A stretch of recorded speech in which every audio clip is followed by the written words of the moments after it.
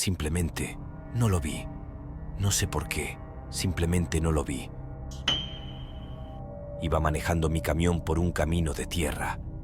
Estaba muy oscuro y partículas de polvo flotaban en el aire como una densa nube cuando mis faros las iluminaban. La música country sonaba a todo volumen en la radio, aunque no le prestaba mucha atención. Regresaba a casa después de estar en el bar y me dirigía a mi familia.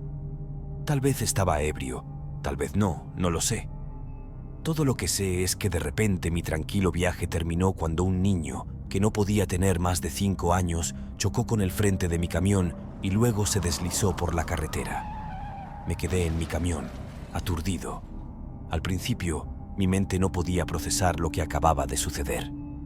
Luego, poco a poco, empezó a hundirse. Una horrible sensación de remordimiento enfermizo me invadió. Tenía dolor de estómago y me sentía nauseabundo. Salí corriendo de mi camión y me acerqué al niño. Estaba claramente muerto. Llevaba una camiseta a rayas azules y unos pantalones cortos negros. Todo estaba manchado de sangre. El cuerpo del pobre niño se había hundido hacia adentro, revelando una caja torácica destrozada y algunos vislumbres de sus entrañas. Y en el rostro del niño aún se mantenía la expresión de agonía y sorpresa. Solo pude quedarme allí, mirando a este niño, que apenas un momento antes había estado jugando como cualquier otro niño de su edad. Y ahora su vida se había truncado. Nunca llegaría más allá de esa etapa de inocente alegría. Permanecí allí durante lo que pareció una eternidad de miseria, antes de volver a mi camión y regresar a casa. Es curioso cómo un evento como ese puede nublar tu experiencia. El resto de esa noche transcurrió como todas mis noches. Llegué a casa, mi esposa, Donna, me recibió, pasé un rato con mi hija, Mackenzie, y hice algunas tareas domésticas. De hecho, parecía incorrecto que todo fuera tan normal. Sentía que algo debía ser diferente, pero todo era igual de siempre. La muerte del niño teñía mi experiencia de una manera oscura. Me sentía repugnante, como un animal horripilantemente deformado que ni siquiera merecía atención ni felicidad. Yo era un asesino de niños. Quería morir. Eso era todo lo que deseaba. Pasé esa noche esperando a que llegara la policía, aunque sabía que probablemente no lo haría. Después de todo, no había motivo para sospechar que yo había hecho algo. Esa noche soñé con el accidente, una y otra vez. Golpeaba al niño con mi camión, lo veía proyectarse en la otra dirección y luego se repetía. Todo el tiempo sentía crecer el horror y la culpa por lo que era. Pero el último golpe fue diferente. Mientras lo veía por 20ª vez, el niño se deslizó por la áspera carretera de asfalto. La sangre manchaba el suelo, pero luego él se movió. Fue muy sutil, un ligero movimiento de su hombro, pero definitivamente se movió. No había duda al respecto. Después de eso, caí en un sueño más profundo sin tener un solo sueño más. Al día siguiente vi al niño en las noticias, o más bien, fotos de cómo solía ser. Se llamaba Lenny Drover, un niño feliz y vibrante, miembro del equipo de béisbol de su escuela. Vi un video de su madre y su padre llorando. Intentaron entrevistarla, pero no se les entendía entre los sollozos. El padre había dicho que lo único que quería ahora era que su hijo estuviera con Dios y que pagara quien hubiera hecho esto. Casi estuve de acuerdo con él. Miré a mi alrededor y me di cuenta de que no merecía nada de lo que tenía. Debido a mi negligencia, ese niño estaba muerto y yo iba a salir impune, lo que casi me hizo sentir peor. Mi hija estaba en la habitación conmigo. No estaba prestando atención a las noticias, solo jugaba con sus muñecas en el suelo. La miré durante unos momentos con una sensación de vacío en mi interior. Entonces escuché pasos que venían del pasillo. Me volví para ver quién era, pero no había nadie. Me volví y continué viendo las noticias. Pasaron unos minutos y los escuché de nuevo. Pasos. Miré de nuevo, pero nuevamente no había nadie. Miré a mi hija, pero parecía no darse cuenta. Me levanté y caminé por el pasillo. Nada parecía fuera de lugar. Observé a la tenue luz, las fotos de mi familia y la mesita que teníamos pegada a la pared.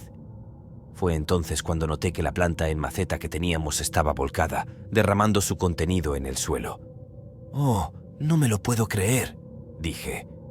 Fui a buscar la escoba y la pala y limpié el pequeño desorden, pero sentí una sensación persistente de temor en mi interior.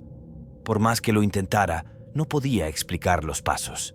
Dicho esto, aún lo consideré demasiado insignificante para compartirlo con alguien. Pasó una semana sin más sucesos extraños. A lo largo de esa semana, reflexioné profundamente. Había comenzado el proceso de curación, pensando que quizás no era realmente una mala persona, solo estaba en el lugar equivocado en el momento equivocado. Por supuesto, solo había pasado una semana y no lo había superado por completo, pero el profundo y abrumador auto-odio y remordimiento habían disminuido ligeramente. Hasta que estaba caminando junto al pasillo de mi sala de estar y noté de reojo que algo estaba mal. O, para ser honesto, no es que viera algo, es más bien como si sintiera algo. Podía ver una sombra saliendo del baño del pasillo. No se parecía a nada en particular, era simplemente algo que bloqueaba la luz. Me dije a mí mismo, de manera racional, que mi esposa probablemente había movido una caja allí o algo así. Pero era más que solo la sombra. Era el sentimiento que trajo consigo, la sensación de que me estaba viendo. Pero no solo visualmente. Sentía que me miraba y luego a través de mí, escudriñando los rincones oscuros de mi mente para encontrar ese evento que arrojó una sombra sobre mi psique. Quería correr, pero no podía, porque sentía que me llamaba. Y luego mi esposa cerró de golpe la puerta principal. Me despertó de mi estado y aparté la mirada del pasillo. Luego volví a mirar y la sombra había desaparecido. «Cariño, acabo de estar en la tienda. Compré esas cuchillas de afeitar que dijiste que necesitabas», dijo mi esposa. «Está bien, gracias», tartamudeé. Traté de apartar el recuerdo de esa sombra de mi mente, pero simplemente no podía. «Debo estar loco, debo estarlo». Las alucinaciones trastornadas de un paranoico lleno de culpa y miedo. Eso debía ser lo que era. ¡Qué tonto fui! No pude dormir esa noche. Cada ruido que escuchaba lo trataba con sospecha.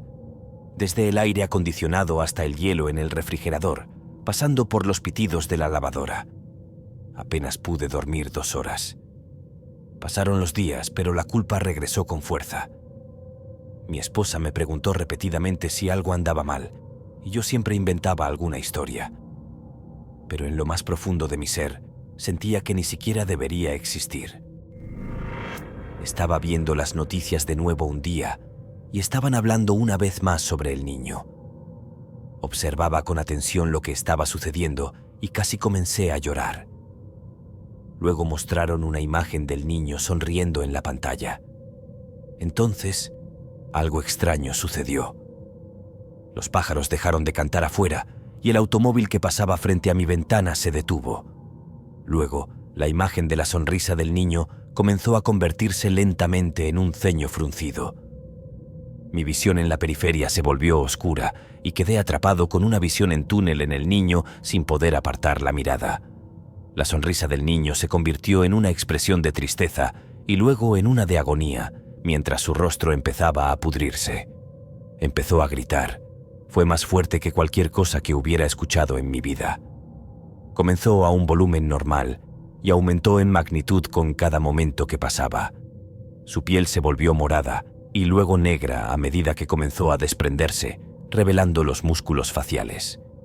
La sangre comenzó a brotar de los horribles restos de su rostro y luego simplemente se detuvo. Todo volvió inmediatamente a la normalidad. Los pájaros volvieron a cantar y los autos volvieron a moverse. En ese momento, el televisor ya se había centrado en otra cosa. Pero yo no podía seguir adelante. Me derrumbé en lágrimas. Ahora mi esposa estaba muy preocupada por mí, pero no me atrevía a contarle lo que me estaba perturbando. No soportaría la mirada de horror en su rostro cuando le contara lo que había hecho. Había rehecho ese pensamiento en mi cabeza de cómo le diría que atropellé a un niño y nunca me daba una sensación agradable. Simplemente me levantaba, iba a trabajar, No hablaba con nadie mientras estaba allí y luego regresaba a casa. Cuando estaba en casa, apenas hablaba. Solo veía la televisión o me escondía en mi habitación. Mantenía todas las luces apagadas y solo miraba el ventilador de techo. Cuando mi esposa venía a verme, le decía que me dejara en paz. Ella siempre fue una mujer muy complaciente y siempre trataba de evitar el enfrentamiento, así que me daba mi espacio. Algún día se lo diría, me decía a mí mismo, pero no hoy. Hoy simplemente me sumiría en mi propia miseria y autoodio y esperaría que esta angustia desapareciera. Pasó un tiempo cuando me di cuenta de que ya era suficiente. No podía seguir así que decidí llevar a mi hija al parque. Sentí que sería agradable salir a tomar un poco de aire fresco. Estaba muy emocionada por la idea, prácticamente saltaba de alegría.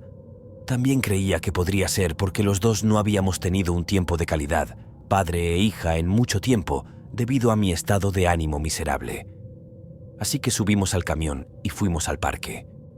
El parque era un gran bosque que la ciudad había destinado para el uso recreativo. Había un área de diversión para niños, un río para pescar y un campo donde los niños jugaban deportes. Mi hija corría por el área de diversión junto con otros niños, subiendo al tobogán, columpiándose y disfrutando en general. Como el niño había estado. Me senté en un banco tratando de relajarme.